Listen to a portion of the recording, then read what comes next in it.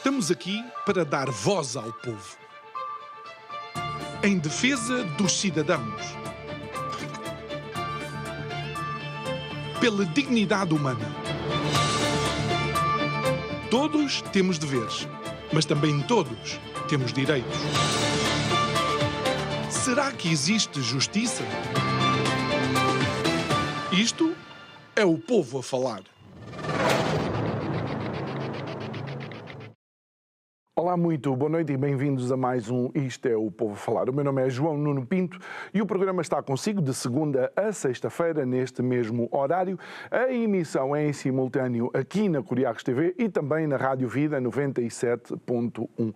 Obviamente que as autárquicas do passado domingo estão ainda na crista da onda e fazem parte daquilo que são as conversas diárias, numa tentativa, de alguma forma, de tentar perceber os resultados e também começar a equacionar o que poderá ser a governação em algumas autarquias, uma vez que, com os resultados que temos em cima da mesa, deverá ter que existir muita negociação. Para comentar os resultados e tentar antever alguma dessa governabilidade ou não, o nosso convidado de hoje é alguém que já nos acompanha desde a primeira temporada do Isto é o Povo a Falar. Pedro Jorge Lemos, muito boa noite. Muito obrigado por estar aqui connosco mais uma vez. É sempre um gosto poder recebê-lo e conversar consigo. O gosto é meu. Muito obrigado, João Nuno. Boa noite. Antes de mais, vamos à participação.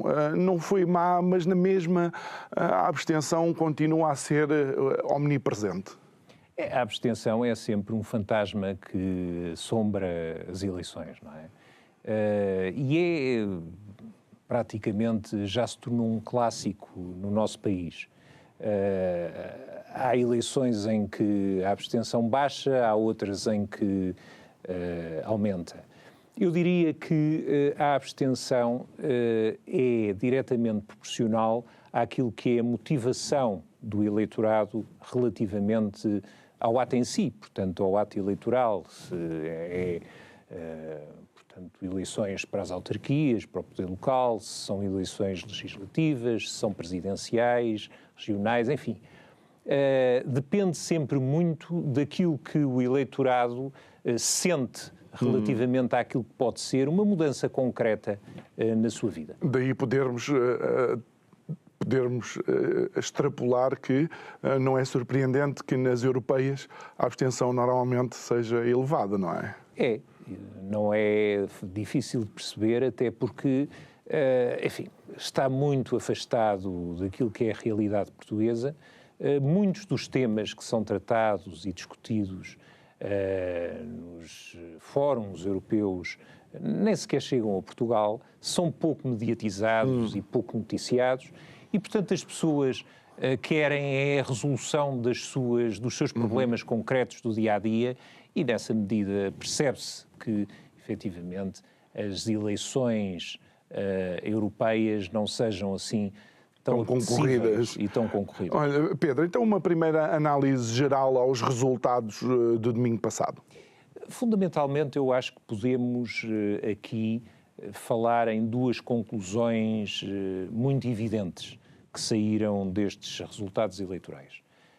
A primeira conclusão é que, ao contrário daquilo que foram os resultados nas legislativas pareciam apontar, parece que houve um renascer do bipartidarismo em Portugal. Ou seja, os dois maiores partidos portugueses e aqueles que têm rodado, digamos assim, naquilo que é a governação do país, o Partido Social Democrata e o Partido Socialista, são, efetivamente, os dois partidos mais votados e, portanto, aqueles que vão competir entre si relativamente àquilo que são o número de autarquias. Aliás, temos aqui uma diferença de 9 autarquias entre o PSD e o PS. Não é muito significativo. É significativo o facto de, nomeadamente ao nível da Associação de Municípios, passar a ser o PSD em vez de ser o PS. E das mais populosas também. E das mais populosas, obviamente que aí é, obviamente, significativo, não é? Portanto, o PSD passa a liderar, digamos que 5 autarquias, 5 autarquias mais importantes do país, Lisboa, Porto, Gaia, Cascais, e, portanto, no fundo, isso, efetivamente, dá uma força ao PSD que não tinha até aqui, independentemente de ser o partido que está neste momento no Executivo. A segunda conclusão é que não há dúvida nenhuma que nós temos uma maioria de direita neste momento, que foi, enfim, evidenciada nas legislativas e agora é vincada nas autárquicas. Para uma pessoa de direita e conservadora como eu, obviamente que isto é um motivo de grande satisfação, não é? Portanto, os partidos que, neste momento, estão à direita do espectro são os partidos, ou foram os partidos, com melhor votação.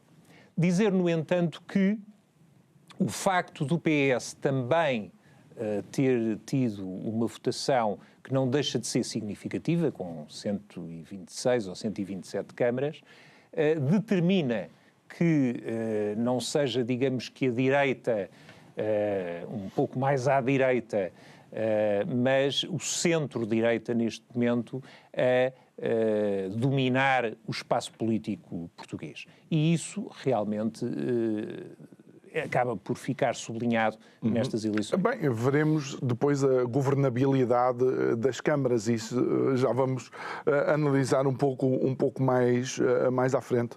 Eu creio que pela primeira vez nestes 50 anos de democracia há um alinhamento como este, ou seja, o mesmo partido está no governo, tem a Associação Nacional de Municípios, tem a Câmara Municipal da Capital, tem a Câmara Municipal do Porto e tem, ainda por alguns meses, creio eu, um presidente da mesma cor, presidente da República da mesma cor política.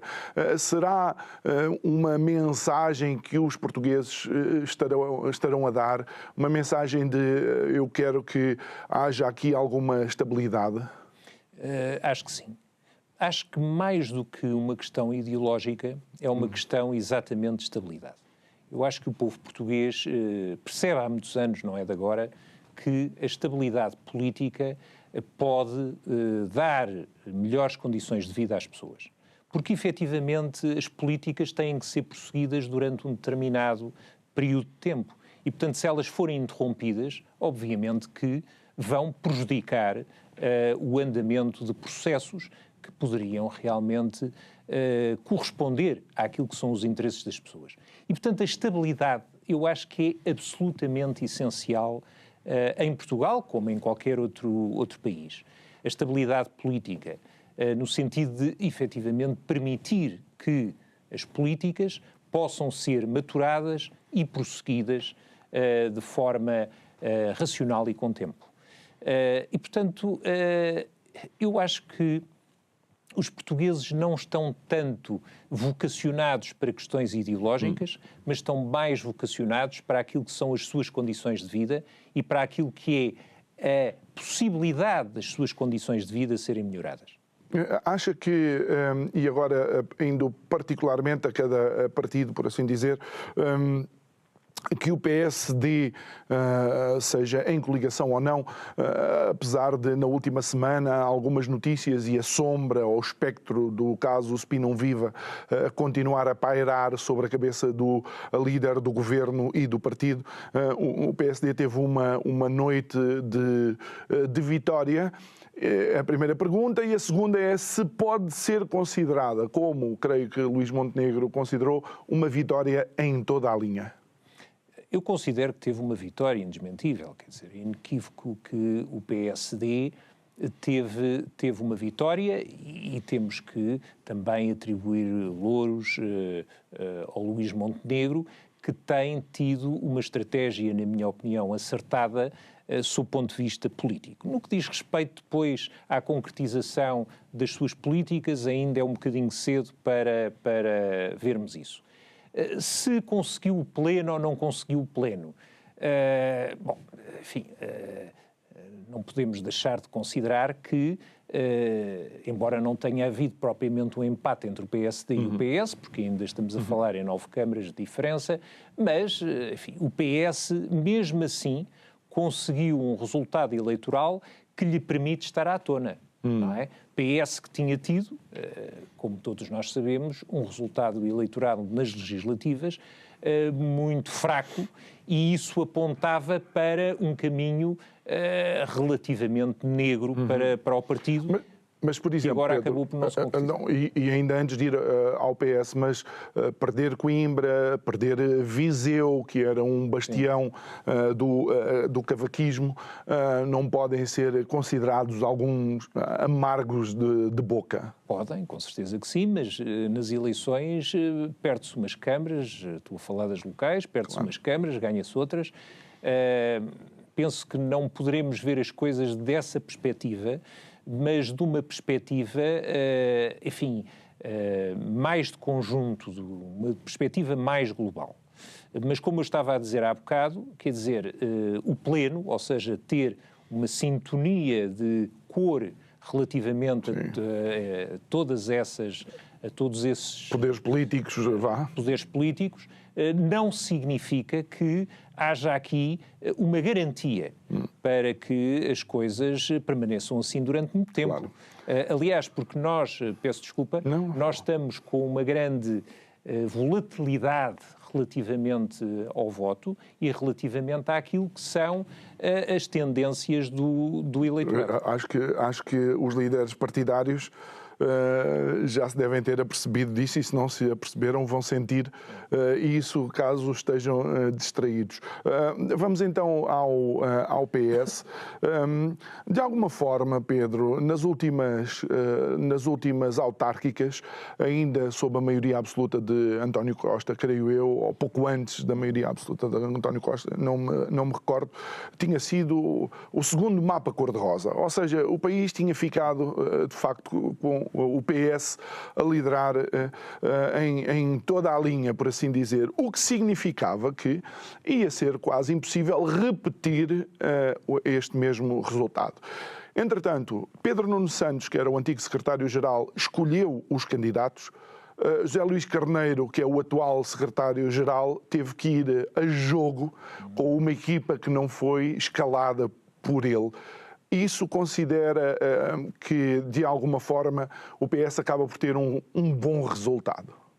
Não, o PS teve um bom resultado, quer dizer, sobretudo em termos comparativos e em termos daquilo que poderiam ser as expectativas do partido depois das legislativas para Pedro, as eleições autárquicas. Mas diga-me uma coisa. Não deixou de ter realmente um bom resultado, peço desculpa. Sim. E mesmo no fundo, indo na sequência daquilo que estava a dizer a Alexandra Leitão, não deixa de ter um bom resultado em Lisboa, tendo ela sido escolhida pelo anterior líder do Partido Socialista. Claro, mas... pertencendo ela à ala mais radical do partido... Mas não seria expectável também, porque Carlos Moedas até estava num momento em que a popularidade dele não estava com bons números, não seria expectável que fosse um pouco mais, como é que eu ia dizer, desafiante para Carlos Moedas ganhar, pelos vistos? Não foi tanto assim. Não, ele reforçou a sua posição. Agora, aquilo que eu sei é que aquilo que passa cá para fora relativamente a Carlos Moedas não foi exatamente o trabalho que ele fez em termos, não estou aqui a avaliar se foi bem ou mal feito, claro, mas em termos da sua popularidade. Porque parece que Carlos Moedas adquiriu muita popularidade durante o tempo em que foi presidente da Câmara, junto das populações, quer dizer, adquiriu uma popularidade que Alexandra Leitão não tinha, até porque não era ela a presidente da Câmara. E essa popularidade não se via refletida nos órgãos de comunicação social. Não se via refletida. Provavelmente é isso que faz com que depois seja surpreendente que ele tenha aumentado a sua... Talvez. Mas ainda ficando no PS, e desculpe Pedro, o Pedro já anda nestas coisas da política há muito tempo, só que o meu defeito é ter sido desportista de alta competição e há coisas que nós aprendemos muito rapidamente e sendo que não existem dogmas, há coisas que nós não devemos voltar a fazer ou erros que não devemos voltar a cometer. As eleições autárquicas são tão particulares que olhar para um partido como o PS, um partido histórico da nossa democracia, e eles acharem que a hecatombe de maio se poderia repetir agora, eu não sei, eu acho que eu fico com uma sensação ainda pior de quem o PS é na política por eles pensarem isso, Pedro. Não, até porque nós, quer ao nível nacional, quer ao nível local, temos alternado entre o PSD e o PS, tirando, enfim, a questão do Partido Comunista Português, que, como todos nós sabemos, foi, digamos que um partido potenciador de muitos autarcas, de muitas câmaras, não é? Só lembrar que em 1989, enfim, o Partido Comunista Português tinha mais de 50 câmaras, liderava mais de 50 câmaras. Portanto, mas tirando o caso do Partido Comunista Português, realmente o PS e o PSD é que têm alternado também ao nível local, não é só ao nível nacional. Não Muito bem. Portanto, nessa medida, tudo é possível relativamente às eleições. O que, enfim, de alguma forma aqui surpreendeu foi não ter havido, digamos que um reforço comparativamente às eleições legislativas de um terceiro partido que parecia romper com esse bipartidarismo que é o Chega. Mas lá está, eu aprendi que nós só podemos comparar duas coisas quando elas são iguais. E uma das coisas que eu vi ontem à noite, na noite de ontem e na noite de domingo, em relação à análise ao partido Chega, e não estou aqui a defender o que quer que seja, estou a olhar para o trabalho que foi executado por alguns, não quero chamar de colegas, porque eles obviamente é que são os grandes jornalistas da televisão portuguesa, mas uma tentativa de replicar o resultado de maio nas autárquicas por parte do Chega, quando uma das grandes preocupações com pessoas até e apoiantes do Chega é sempre a questão dos quadros. Quem é que o Chega tem para ocupar e, no fundo, fazer e governar? Então, nesse sentido, não acha que há aqui um pouco de, não quero dizer injustiça, mas de alguma ingenuidade nesta comparação? Sim. Não é comparável, de facto, eu também concordo que não é comparável, quer em termos daquilo que são as motivações do eleitorado, portanto o eleitorado das legislativas vota para um determinado objetivo, o eleitorado do poder local para o outro. Enfim, as eleições autárquicas toda a gente sabe que são muito mais personalizadas do que as legislativas e nessa medida a questão dos quadros é extraordinariamente importante. Há aqui uma opção clara, e eu falo disso com muita abertura, não tenho problemas nenhuns em fazê-lo, porque conheço por dentro o partido em questão, o Chega, e portanto há aqui uma opção clara do seu líder, que é legítima, como outra qualquer, no sentido de não fazer aproximar quadros do partido. Portanto, enfim, é uma opção, eu nunca concordei com ela, não concordo com ela, até porque ela vem a prejudicar o partido, nomeadamente nesta situação local, não é?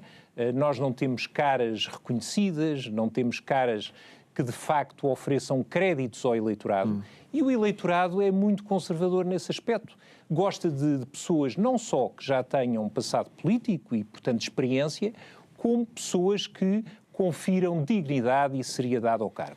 E, portanto, esse aspecto é importante e é evidente que nesse ponto não é possível comparar as legislativas com as autárquicas. Portanto, o facto do Chega ter tido aquele bom resultado nas legislativas não seria transponível agora para as autárquicas e, efetivamente, era previsível que não fosse e não se verificou. Olha, por outro lado, Pedro, em conversa com os meus colegas, a conclusão a que nós chegamos é que o que pode ter existido e que deu abertura a alguma crítica ao Chega foi colocar a fasquia por parte de André Ventura, presidente do partido, demasiado alta e num ponto em que ele próprio estaria a cometer o erro de analisar os possíveis resultados das autárquicas baseado em maio. Eu penso que isso é uma estratégia já montada pelo André Ventura há muito tempo, desde o princípio. Ele não vai alterar isso.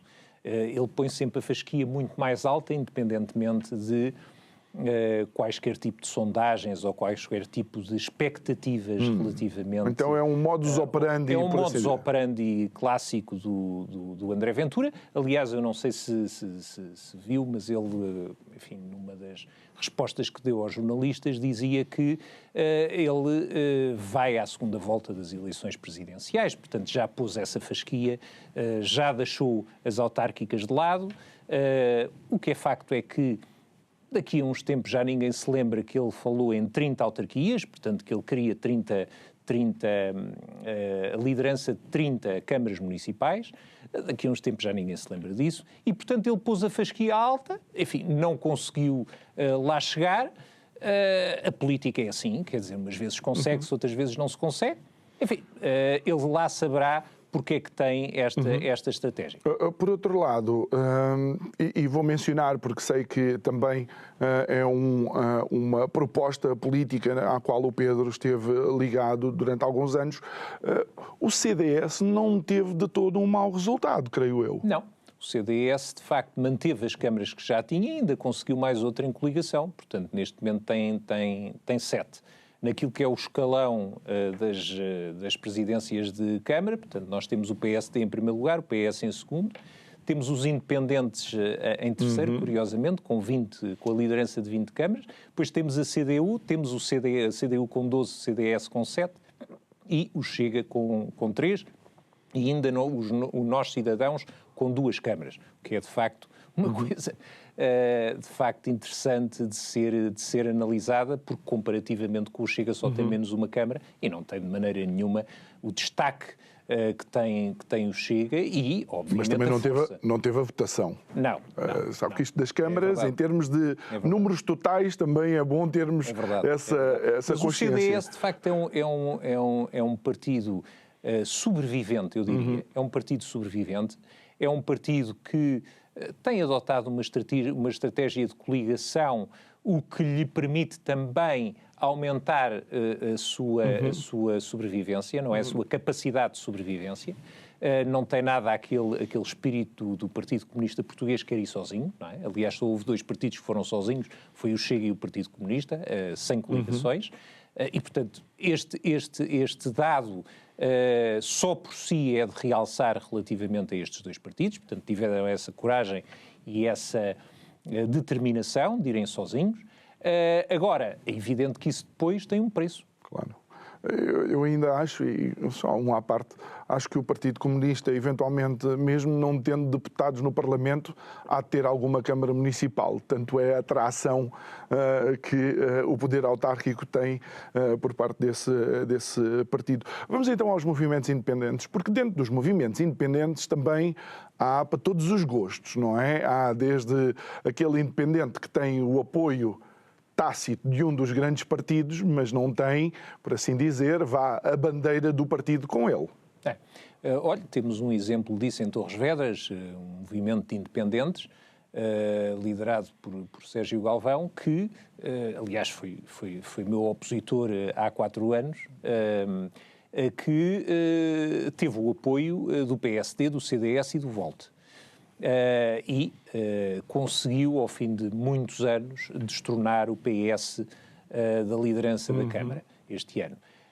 Mas haverá outros exemplos, portanto, no fundo, esses movimentos, nós não podemos, enfim, deixar, por exemplo, de pensar no exemplo do Pedro Santana Lopes ou do Isaltino Moraes, a Figueira da Foz e o Eiras, respectivamente, enfim, como independentes, mas que toda a gente sabe que acabam por ter o apoio não declarado, não só de partidos, como de grande parte dos seus militantes. De grande parte dos seus militantes. Concretamente, em relação a Isaltino Moraes, diziam-me há poucos dias que ele recebe o apoio de todos os partidos, desde o Partido Comunista ao Chega.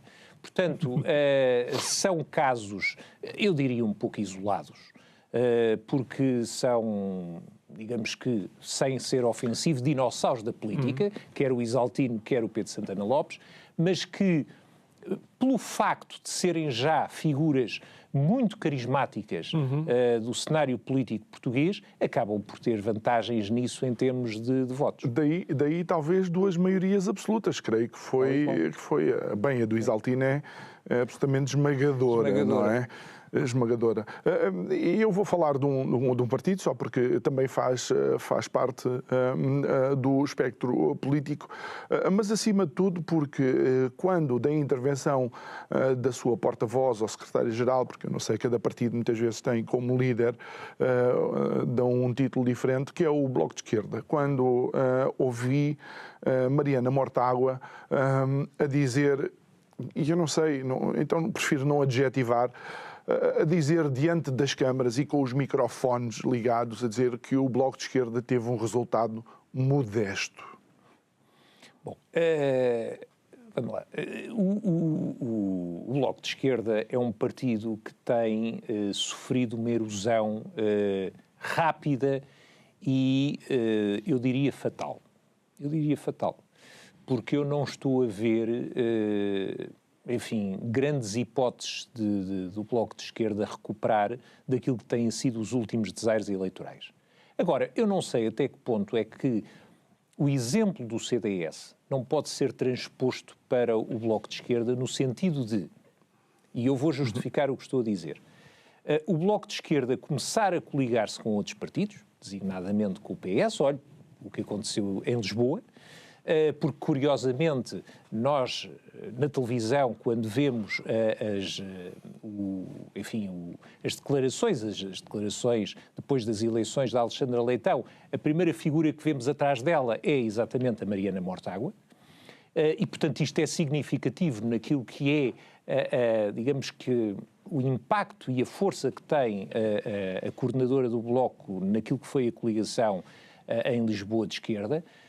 Portanto, diria eu que essa estratégia de se coligarem com outros partidos de esquerda poderá funcionar como mais um tempo de sobrevivência. Eu diria mais um tempo de sobrevivência. Mas aqui a questão, ao contrário daquilo que se passa com o Partido Comunista Português, que não é tanto uma questão de sobrevivência, mas uma questão de manutenção relativamente àquilo que é o seu quadro atual, porque se ele se mantiver, praticamente já não existem congéneres do Partido Comunista Português na Europa, já desapareceram todos. Portanto, se ele se mantiver neste momento com a capacidade de mobilização que tem, já não é mau, e com a representatividade que tem nos vários órgãos e poderes e órgãos de soberania, mas relativamente ao Bloco de Esquerda, eu penso que não restará outra hipótese, senão uma tendência sempre de se colar a outros partidos para minimamente manter a sua sobrevivência. O último abraço entre Bloco e PS na Geringonça foi um abraço de urso, não é? Foi um que abraço sufocou Bloco, PCP e tudo. Mas agora temos... E eu diria quase um catecismo. Exatamente. Agora temos a possibilidade de alguns dos eleitores do Bloco de Esquerda se reverem nas propostas do LIVRE, que não me parece tão radical, embora na sua carta de, como é que eu ia dizer, de convicções, continuem a existir lá algumas coisas que devem ser consideradas, ou são consideradas por muitos, alguns pontos complexos ou mesmo difíceis para as sociedades atuais. Mas... nesse aspecto, Mariana Mortágua não... Como é que eu ia dizer isto? Eu não quero insultar ninguém, mas a mim não me pareceu intelectualmente honesto ela dizer que o Bloco teve um resultado modesto. Bom, mas isso lembra-me aqueles discursos incontáveis dos secretários-gerais do Partido Comunista, que independentemente dos resultados serem bons ou maus, às vezes iam sempre. É verdade. Não é? E, portanto, verdade. Isso pode ser... Ou então também pegar no Vitória em toda a linha de Montenegro e dizer, pá, Sr. Primeiro-Ministro, tenha lá calma, se calhar não foi bem assim. Olha, vamos então às questões da governabilidade. E mais uma vez, isto pode ser, de facto, preocupante para os eleitores, porque, tal como talvez tenha sido a mensagem em maio, de falem uns com os outros, nós estamos a mostrar que estamos tendencialmente orientados para este lado, esta mensagem também fica em cima da mesa. Não há muitas maiorias absolutas e o que o povo está a pedir é diálogo e consenso entre os partidos. E, sobretudo, respeito por aquilo que foi a decisão dos portugueses. Eu acho que continua a haver um desrespeito total, e isso vê-se, infelizmente, na Assembleia da República, relativamente àquilo que é a decisão dos portugueses. Nós temos que respeitar, em primeiro lugar, a decisão democrática. Se nós vivemos em democracia e somos democratas, não podemos apenas alardear a democracia para ficarem nos manuais. Não, temos que a aplicar. E os políticos são os primeiros que o devem fazer, nomeadamente a nível da Assembleia da República, e tem sido lamentável o que se tem verificado nos últimos tempos. Relativamente ao poder local, eu concordo completamente que as pessoas querem entendimentos, querem consensos, querem que os seus problemas sejam resolvidos independentemente das diferenças ideológicas e partidárias. Portanto, isso é que é importante. E isso é que demonstra, por isso é que a Suécia e a Dinamarca são países tão evoluídos, do ponto de vista económico e social, é que realmente há a elevação e civilidade naquilo que é a discussão da coisa pública. E isso é absolutamente essencial, que comecem a perceber em Portugal. Volto a dizer, independentemente das questões ideológicas e políticas. Deixe-me dar-lhe um exemplo e deixar-lhe o desafio. Imagine se a questão é a insegurança. Quando a insegurança ataca, não pergunta qual é a cor do cartão partidário da vítima, não é? Mas aquilo que mantém a insegurança em cima da mesa é a incapacidade que os partidos têm de encontrar uma plataforma comum para resolver um problema que afeta pessoas de todos os partidos. Exatamente. E a insegurança verifica-se muito mais, e esse fenómeno é curioso, nos grandes centros urbanos do que propriamente a nível local. Por isso é que pode ter sido uma das razões porque não tenham votado tanto, por exemplo, no Chega. É curioso. Eu já pensei nisso enfim, embora não tenha dados que me assegurem este raciocínio, eu não deixo de pensar desta maneira, porque, de facto, nós, a nível, enfim, local, digamos assim, não temos os problemas de insegurança que temos a nível nacional. O país, de uma forma geral, é um país seguro, não é? Seguro, tem, não é? Pelo menos... mas os grandes centros urbanos são aqueles onde se concentram o maior número de pessoas que podem, eventualmente, oferecer risco e perigosidade. E Pedro, esta incapacidade, e deixando já um pouco para trás os resultados, embora acha mais para dizer, e se quiser dizer também pode dizer, mas não acha que esta incapacidade dos políticos respeitarem o voto dos portugueses e criarem plataformas de entendimento e de consenso é uma demonstração, primeiro, da falta de qualidade dos políticos atuais e, segundo, de uma erosão deste sistema que se tem, de alguma forma, mantido de há 20, 30 anos para cá? Mas o sistema está completamente erudido há muito tempo, não é? Quer dizer, daí surgirem vozes no sentido de romper o sistema, não é? Mas depois, para romper o sistema, não podem, digamos que, ambicionar o sistema, não é? Não podem integrá-lo. Têm que estar sempre fora do sistema. E não é isso que se verifica. Agora, relativamente àquilo que é a praxis, digamos assim, dos políticos atuais, nós verificamos que realmente há uma falta de formação cívica, na minha opinião, E os políticos realmente não estão na coisa pública como deveriam estar, com a postura, com a dignidade, com a seriedade que deveriam ter. Isso também corresponde um bocadinho a uma classe política que existe já há uns anos, que é formada nas máquinas partidárias e que não tem outro molde a não ser realmente o molde político, o molde partidário. Nem é político, é partidário, não é? Daquelas máquinas que os formam desde pequenos e tal, desde adolescentes, a pensarem num determinado sentido, a agirem num determinado sentido e também a insultarem num determinado sentido. Porque aquilo que se verifica hoje em dia não são palavras menos simpáticas entre políticos, não, são insultos. Eu ainda há pouco tempo ouvia a Helena Roseta a falar que na Constituinte, portanto, na primeira Câmara, digamos que existiu depois do 25 de Abril, em que se estava ainda, enfim, na formação da Constituição e isso tudo, as pessoas, o Presidente da Assembleia da República tinha que interromper os trabalhos devido realmente à agitação que existia na Câmara, mas não havia insultos. As pessoas debatiam politicamente os temas de uma forma aguerrida e às vezes agressiva, mas educada. Não é o que se verifica hoje em dia, não é? E isso é um aspecto que é preocupante porque diminui a qualidade da democracia.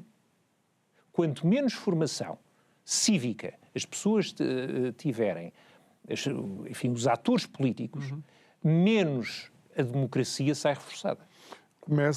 Começa a ser quem ladra mais alto a ter mais preponderância? Diria que sim. Diria que o nível de decibéis neste momento é um fator de mobilização também do voto e do eleitorado. Não pode ser. Não pode ser de maneira nenhuma. Nós temos que manter um nível de dignidade naquilo que é a ação política, não é? Não podemos passar para realmente, eu vou usar aqui uma expressão e espero que não seja ofensiva, mas não podemos passar para a pacheirada, não é? Isso não. Mas, por exemplo, isso me permite, para quem estiver atento, por exemplo, aqueles famosos debates no Parlamento inglês, com o John Bercow a ter que intervir, também tem ali alguma componente de paixão, não é? Falar um por cima do outro, certeza, não é? Com certeza. Mas o insulto é que... Não, o insulto não. O insulto não pode acontecer de maneira nenhuma e, como digo, apoca a democracia portuguesa. Muito bem. Por outro lado, em termos europeus ou globais, nós continuamos a ver que há uma tendência, então, do eleitorado olhar para propostas à direita, não é? Nós neste momento estamos realmente numa viragem a esse nível muito interessante, não é? Muito interessante, no sentido em que verificamos que há o eleitorado, repara em determinados partidos, que oferecem propostas, que eu há bocado falava nas propostas antissistema, exatamente para furar um pouco aquilo que é o sistema implantado há muitos anos na maior parte dos países da Europa, não é? E, portanto, eles veem nesses partidos a capacidade de ser alterado o status quo do sistema no sentido de melhorar, volto a dizer, a vida dos portugueses, no que diz respeito à segurança, sobretudo àqueles temas que são bandeira desses partidos, a questão da segurança, da imigração, a questão da corrupção, não é? Que é também uma questão muito referida por esses partidos e que, de facto, capitaliza eleitorado, não há dúvida. E eu estava-me a recordar de uma sondagem recente, por exemplo, em França, onde, apesar de as presidenciais presidenciais forem antecipadas, Marine Le Pen não vai poder concorrer, mas o partido representado por ela alcançaria cerca de 40% de votos. Tal e qual. Mas nós não podemos esquecer que o partido de Marine Le Pen é um partido que já vem do pai dela e, portanto, é um partido com uma fortíssima tradição em França. Fortíssima tradição em França. Ao contrário daquilo que se passa com alguns partidos, nomeadamente o Chega em Portugal ou o Vox em Espanha, que têm grandes flutuações de votação, não é? Quer dizer, as pessoas em França sabem exatamente o que é o partido de Le Pen. Não têm dúvidas sobre isso. Pode eventualmente haver ali alguma alteração num ou noutro aspecto, mas as pessoas sabem para o que vão. Em Portugal, nós ainda estamos um pouco expectantes relativamente àquilo que é a definição, por exemplo, ideológica do Chega. Nós ainda não temos uma definição exata a nível ideológico do Chega.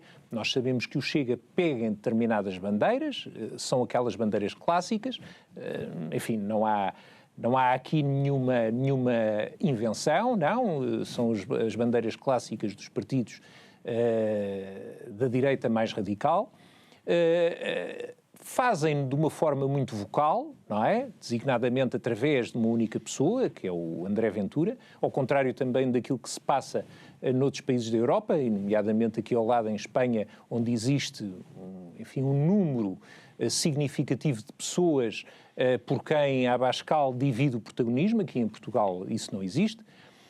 E, portanto, obviamente que limita um bocadinho o partido nesse aspecto. Agora um pouco mais, porque eu creio que as redações, por força da votação do Chega, tiveram que começar a convidar comentadores, nomeadamente uma Rita Matias ou um Pedro Frazão, para começar a aparecer. Esta, pelo menos, é a minha leitura. Mas a grande questão é esta, é que continua a aparecer a imagem do líder nos cartazes, mesmo agora nestas eleições apareceu, quer dizer, tem que aparecer a imagem do líder nos cartazes para que as pessoas identifiquem aquelas pessoas como pertencendo àquele partido, que não as conhecem de lado. Ok. Mas ainda dentro desta viragem que se vai vendo, uma questão interessante é começar a ver alguns partidos do centro-direita e centro-esquerda a pegar nessas bandeiras e a fazer alguma coisa aos diagnósticos que esses partidos mais radicais têm apresentado. E designadamente o Partido Social Democrata. Não é? Eu, quando dizia que Montenegro adota uma estratégia acertada relativamente àquilo que tem sido a sua ação política, referia-me exatamente a isso, ou seja, ele vai usar determinadas bandeiras do Chega, exatamente para atrair eleitorado, no sentido de lhe permitir ter aqui margem para, sendo um partido, enfim, supostamente centro-direita, não deixar de alimentar também algum eleitorado mais radical. E, portanto, esse aspecto não pode ser descurado. Tem, obviamente, que ser muito bem refletido por André Ventura, não é? Sobretudo por André Ventura, porque eu acho que aqui o André Ventura é que pode ser prejudicado em função deste, enfim, entre aspas, furto de bandeiras da parte de Luís Montenegro. Agora, realmente não tem sido um aproveitamento estrategicamente errado. Muito bem. Porque tem realmente tido resultados. Algo que até os analistas políticos consideram um fenómeno interessante é que dentro destes partidos da direita radical começa a existir muito voto do colarinho azul, ou seja, o voto de trabalhadores, o voto das pessoas do setor primário que ainda estão ligados ao campo, o voto daquele trabalhador fabril que estaria associado ao sindicato de sempre e aos partidos de sempre. E isto é interessante de se ver. Sobretudo, isso que está a dizer confirma-se através da votação em massa no distrito de Setúbal, nos Chega agora nas autárquicas, não é? Portanto, e teve quase para ganhar câmaras ali naquele distrito. Isso significa que realmente há um eleitorado, enfim, mais primário, mais Aliás, eu vi uma sondagem aqui há uns tempos que dizia que o eleitorado masculino é aquele que vota mais, tendencialmente mais no Chega, e aquele que não, de uma forma geral, que não tem uma formação superior, não é? Eu discordo. Foi o que eu vi na estatística, na sondagem. Eu discordo.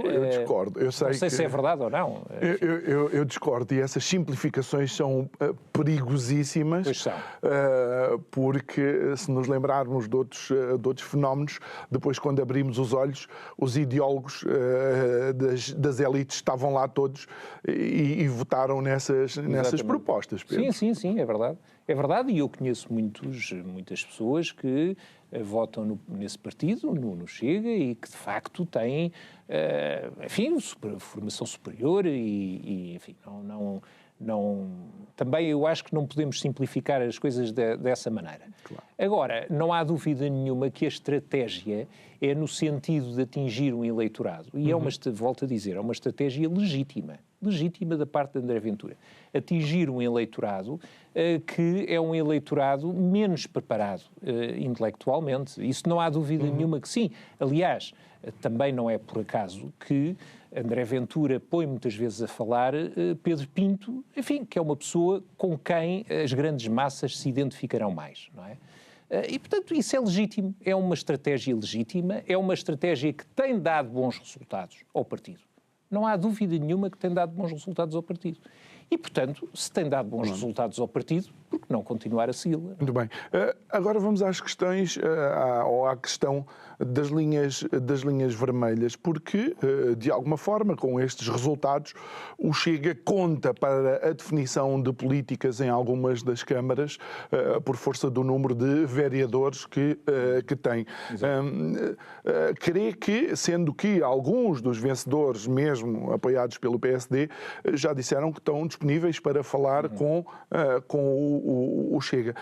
Isto poderá ser, de alguma forma, vamos lá ver, uma replicação daquele abraço de urso que falámos há pouco tempo, PS... Eu, sinceramente, a questão das linhas vermelhas sempre fez uma grande confusão. Porquê é que me fez sempre uma grande confusão? Porque o Partido Chega é um partido democrático, claro. Ou seja, se não fosse um partido democrático, não tinha sido aprovado pelo Tribunal Constitucional e, portanto, tem que ser respeitado. Isso é uma coisa absolutamente essencial. E, ao fazer linhas vermelhas, não estão a respeitar, nem é a questão do Partido Chega, não estão a respeitar o eleitorado que vota no Chega. Bem. E isso eu não posso aceitar. Obviamente, como democrata, não posso aceitar isso. Portanto, acho muitíssimo bem que haja negociações, que haja acordos entre, seja PS, seja PSD, seja quem for, até CDU, com o Chega. Acho perfeitamente irracional falar em linhas vermelhas. Mais, para aqueles que falam nas linhas vermelhas, acho que é tóxico para eles fazerem. Porque quanto mais linhas vermelhas põem, mais problemas existem relativamente àquilo que poderá ser uma canalização do eleitorado desse partido que põe as linhas vermelhas para o Chega. Para além de uma demonstração de falta de saúde democrática, não é? Saúde democrática. Pedro... Aliás, só dar-lhe uma nota. O Pedro Duarte, que agora ganhou a Câmara do Porto, diz que não está interessado em coligações com o Chega, que é uma coisa diferente de acordos, e designadamente acordos de incidência parlamentar que podem existir na Assembleia da República, mas que está disponível para fazer acordos com o Chega. Acho muito bem. E é um peso pesado do PSD que agora ganhou a Câmara do Porto. Muito bem. Em 30 segundos, o que é que se antevê para os próximos tempos? Bem, agora vão ser as presidenciais, não é? E vamos ver o que é que vai acontecer e se Montenegro, usando um bocadinho aquilo que estávamos a falar há bocado, mantém o pleno e se ganha o candidato que ele vai apoiar. Que é Marcos Mendes? Ainda não se sabe bem que há uma panóplia tão grande de convidados. Pedro Borges Lemos, muito obrigado por ter estado aqui connosco. É sempre um gosto receber-te aqui na nossa casa, que creio que também já é tua de alguma forma. Obrigado a si que nos acompanhou. Quero deixar mais uma vez o incentivo a, se tiver a ver este programa nas nossas redes sociais, no YouTube neste caso, subscreva também o canal, porque assim, subscrevendo o canal, ajuda ajuda as conversas a chegar mais longe. Se carregar no sininho ou clicar no sininho, vai receber as notificações sempre e quando fazemos o upload de um novo episódio. Resta-me agradecer, desejar-lhe uma ótima noite e garantir-lhe, que amanhã estamos de volta à mesma hora para mais uma conversa e mais um convidado. Obrigado, até amanhã.